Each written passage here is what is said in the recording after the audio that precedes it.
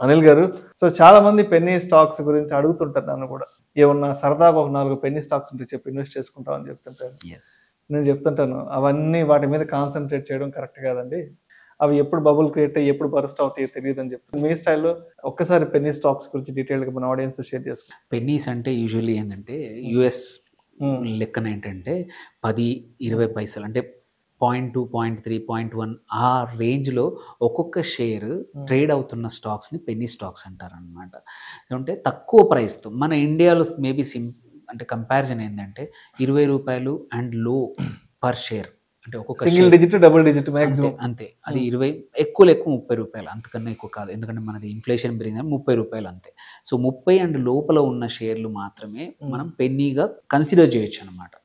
So ఇవి lower priced కాబట్టి మనం చిన్న అమౌంట్తో కూడా ఎక్కువ నంబర్స్ ఆఫ్ స్టాక్స్ వస్తాయి అనేది ఇన్వెస్టర్స్ పెన్నీ స్టాక్స్లో ఇన్వెస్ట్ చేసే వాళ్ళ యొక్క నమ్మకం.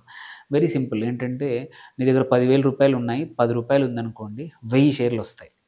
అదే ఒక మంచి స్ట్రాంగ్ ఫండమెంటల్స్ ఉన్న mid cap small cap ₹500 trade అవుతుంటే 20 షేర్లే వస్తాయి. 20 షేర్లు ఎక్కడ, 1000 షేర్లు ఎక్కడ అనేది బుర్రలో చాలా మంది ఇన్వెస్టర్స్ ఈ పెన్నీ స్టాక్స్ లాంటి అండ్ ఎస్పెషల్లీ యంగర్ ఇన్వెస్టర్స్, కొత్తగా మార్కెట్లోకి ఇన్వెస్ట్ అయిన వాళ్ళు, ఈ 3 రకాల వాళ్ళు కూడా ఎక్కువ షేర్లు ఉంటే ఎక్కువ లాభాలు, తక్కువ షేర్లు ఉంటే తక్కువ లాభాలు అనే బుర్రలో మైండ్ సెట్లో స్టెక్ అయిపోతుంది. ఇంపార్టెంట్.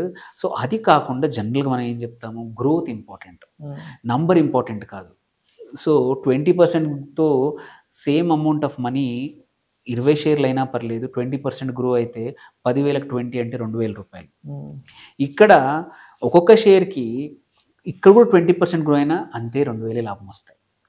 బట్ ఏంటంటే మన హ్యూమన్ నేచర్ ఏంటంటే తక్కువ డబ్బులతో ఎక్కువ షేర్లు వస్తాయి కదా, ₹5 ₹10 పట్టుకున్నాం అంటే ₹1,000 ఎన్నైనా కొనుక్కోవచ్చు కదా.